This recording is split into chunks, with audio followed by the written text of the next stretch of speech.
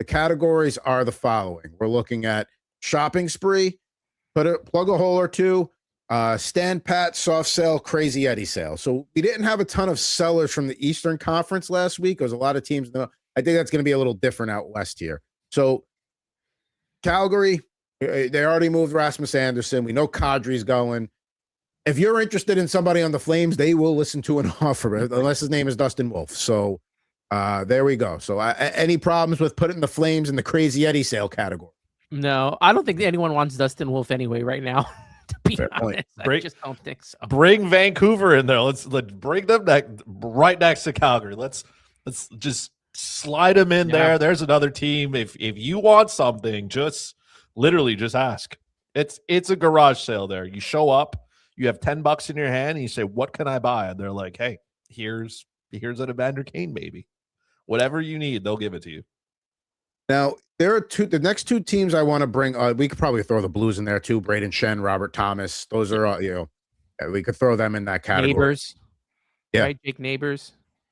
The Blues are another one. Like, we're like, hey, you want something? Just call. Just call. We'll probably work something out. It is like it's borderline like a yard sale. You're not trying to haggle because like, oh, I'm going to hold on. Like, you want everything out. So you're willing to like, all right, fine. I'll take that. Yeah. Clean house. So definitely those three teams in the crazy Eddie sale category. I'm tempted. The Predators belong in soft sell or crazy Eddie sale because here's the thing. Ryan O'Reilly's name's still getting thrown out there. So yeah, well, the Predators are a streaky team and they play well some nights and don't. They're going to move that. We saw, I believe it was Jeff Marek threw out a potential like, hey, what if the Sharks were interested in Roman Josi or something like that? So I don't see them moving Josi, but I mean, if you called them up and gave them something too good to look past, I think they should be a soft sell. I mean, it's unfortunate because they went out, they did all this buying in one off season, and it's just hasn't worked. And again, they're in such a brutal division. It's like, hey, do you really want to go all out, try to squeak in just to get smacked by Colorado? Like, or what's your other like consolation prize? Having to play Edmonton if they win their division? Like, it just doesn't seem worth it at that point. And sometimes like you say like, oh, what's the point of getting into the playoffs of the Predators to get smacked around the first round? Yes, I know they've played Colorado very well. Maybe that's a team they want to see. But for a team like Nashville getting in there, doesn't really do anything. But like a team like the Sharks, like, okay, fine. They go and they lose in 4 or 5 games to the Avalanche. But for a young team like that, to just get some playoff experience, get a taste of that, like that's good for the future. So sometimes it's not a total waste. What's the point of making the playoffs? You're just going to get the doors beat off. No, like a team like the Sharks, that would make sense. Now the I would a crazy Eddie sell for the Predators, honestly, because this is 2 years now in a row. Like you mentioned, the shopping spree they went on last year, it didn't work out. They tried to go back to the well again, and it still hasn't worked out. I would try to sell those guys off and try to move in a different direction. Okay. Now, where do we put the Blackhawks? Are we putting them in soft sale or crazy Eddie sale? They're in one of those two. Soft sell, yeah. Listen, they don't have to, like, you need some veterans there. And to be honest, they don't really have like a ton that's worth moving, right? Like they're getting there. It's been a slower process, but they're getting there. They don't sell off major pieces, just stuff that you can move, collect a couple of picks. Yeah. Don't go crazy. Keep Bedard's not going anywhere. Bedard's not going anywhere. Nazar's not going anywhere. I don't think guys like Donato's signed. Like, I don't think he's going anywhere. I don't think Bertuzzi's going anywhere. Like, they have some pieces. I don't think Foligno's going anywhere. Like, they got guys who can hang around a little bit, be part of the process a little bit longer. They don't have to strip all that away for nothing. Yeah.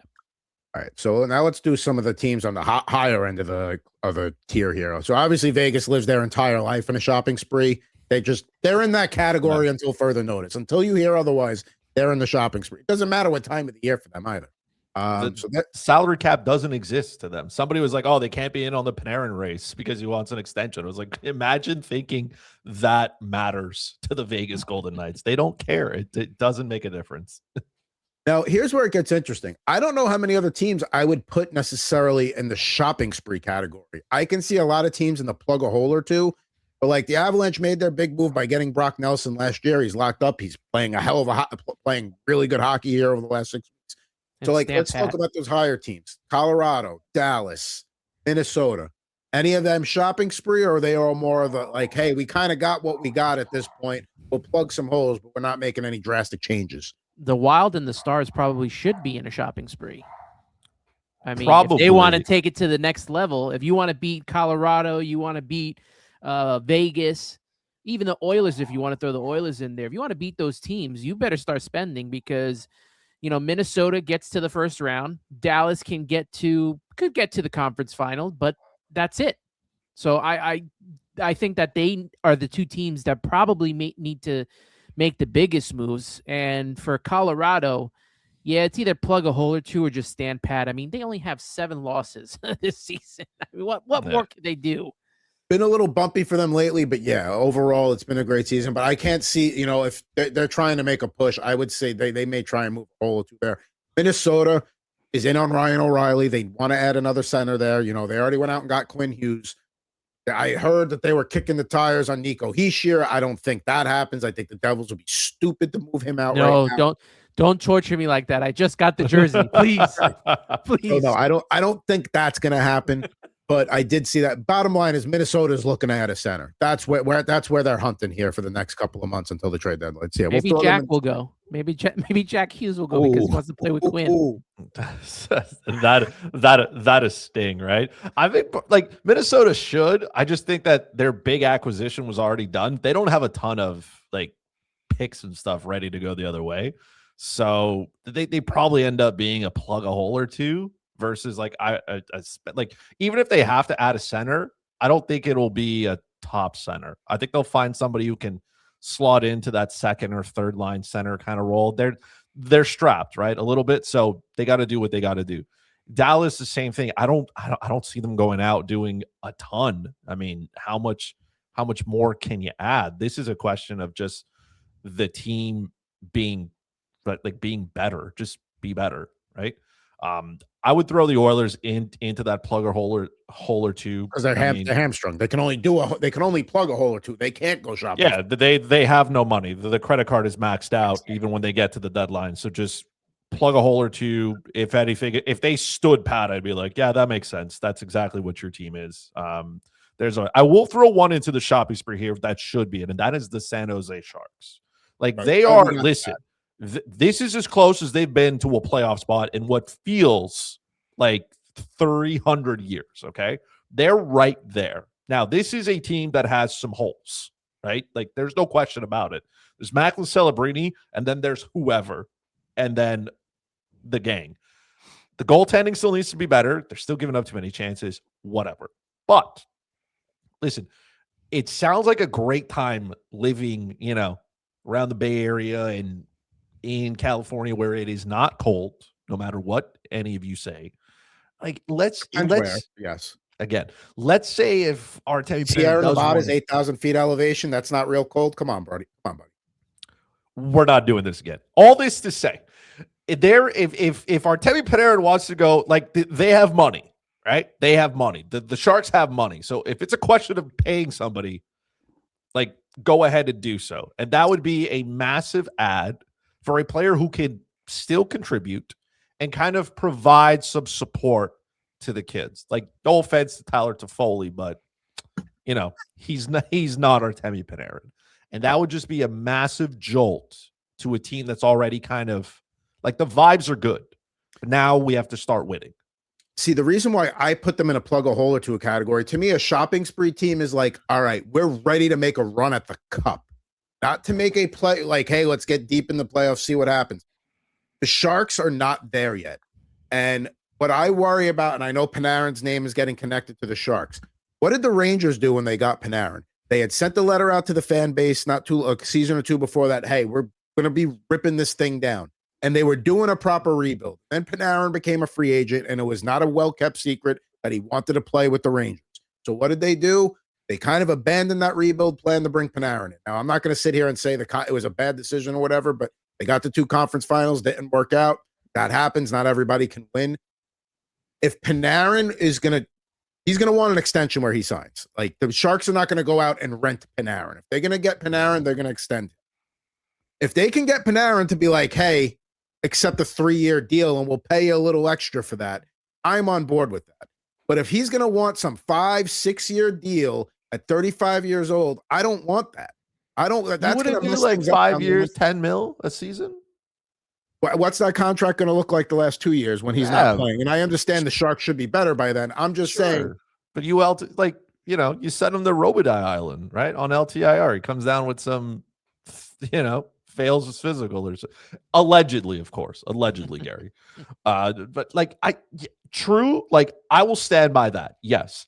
But I also think that that would be a jolt to a team that I wouldn't say needs it, but you're right there. You know what I mean? Mike Greer announcing all right, I'm done rebuilding.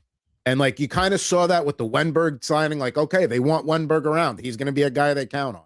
So yeah, I don't, as long as I don't think Greer would overpay for Panarin. I think he's too shrewd of a GM to get caught up in something like that. I got to have him. I don't care what it costs. If it's the right price and you get the right contract extension, 100%. I just don't want them to fall into the same trap the Rangers kind of did to a degree. That's fair. So I'm going to put them in the plug a hole or two, but it would not surprise me if they were going a shopping spree because they've been linked to Dougie Hamilton. So we know they want a right-handed shot defenseman. That's probably their number one priority to improve at the deadline. So I got 5 teams to go here. Let's rattle through the California teams here. Can we put the Ducks in the same pool as the Sharks? No pun intended. I mean, you can, but the Shark will probably eat the Duck. But yeah, you can throw them in there. I mean, it's probably not good for the Duck. We'll separate them, though. We'll make sure somebody's in the middle and make sure. But yes, plug a hole or two there. They need some help on that back end. They need to find some guys who can at least help them defend a little bit better. They're not missing much. We'll see how the health of Leo Carlson and Mason McTavish goes, but maybe another veteran leader, something on the blue line to help, makes them a better team. So what I'm going to do is I'm going to put a crack in between the Shark and the Duck to provide some defense there and a little bit of a barrier. So I don't think the octopus or the squid would eat the duck. And I think if you're the Kraken and you're close, you're not going to go crazy, but you might. I mean, they move Marchman out. Maybe they make another tweak or two. So I think I would put them in a plug or hole category. You think they're plugging a hole? I mean, it's either that or standing pat. I don't think they're soft selling. I don't think they're crazy Eddie sailing. No, I don't think they're crazy Eddie sailing, but the Kings are right there with them as well. Yeah, I would put the Kings in stand pat. I don't see them going. I mean, unless they wanted to address goaltending because Kemper gets hurt. Kings have no idea what they're doing. Yeah, I don't know what their identity is today. They're just hanging out. I'd throw Winnipeg in there too. I can't unless they get hot, unless all of a sudden Winnipeg starts playing like the team that we thought would be one of the top 3 in the Central. If they get back into that mode, maybe they go to plug a hole too, but I don't think they do much. I think they stand pat. I think so too. The Mammoth, not good. The Mammoth should probably be in plug a hole or two, don't you think? So they're in one of these two. Now, you talk about the Sharks, it would be a big boon for them to make that big move, get in the playoffs, see what happens. I would think that would make sense for Utah, where especially, and listen, I understand the suffering of being a Coyotes fan doesn't necessarily transfer over to a new Utah Mammoth fan, but Ryan Smith's the owner there. He's said straight up he wants that. He's following through on everything he said so far. Yep. So I'm not going to say shopping spree. They're not ready for that, but yeah, I think they're in the plug a hole or two category. So basically, just Vegas is a shopping spree. I would have put Utah in there. One owner, like you said, Ryan Smith, deep pockets. We've seen that he's willing to do whatever it takes to help this team financially be where they need to be, right? If you need to go out, make your team better, he's going to sign the check and say, okay, let's do it, right? I had talked about it thinking that maybe one of those sleeper spots where Panarin ends up, depending on how he feels about living in Salt Lake City. But listen, they have lots of space on the salary cap. You can bring in another player who he doesn't have to be the face. You know what I mean? He can come in there, play his role, do what he's got to do, right? Takes a little bit of the load off as well. Some of the guys around there, right? Dylan Guenther, I'm thinking of Cooley as well, can certainly help Clayton Keller. He can come in and just be part of what needs to be done there. Now, again, the other side of it is he has a full no move clause. Do you want to hang out in Utah?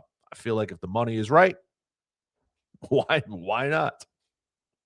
I'll say this, and I still think Panarin's going to go to Detroit. No, but I think that they're going to come. I think they're going to make an offer and try and reunite him with Kane.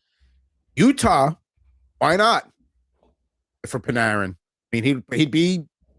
I mean, you look at their wings right now: Keller, Peterka, Lawson Krause is playing well, but let's face it, he's not going to keep that up for too long. So I think, if you're Ryan Smith and you want to make a splash, you go in and bring a guy. Now, again, Panarin's got to be willing to go to Salt Lake City.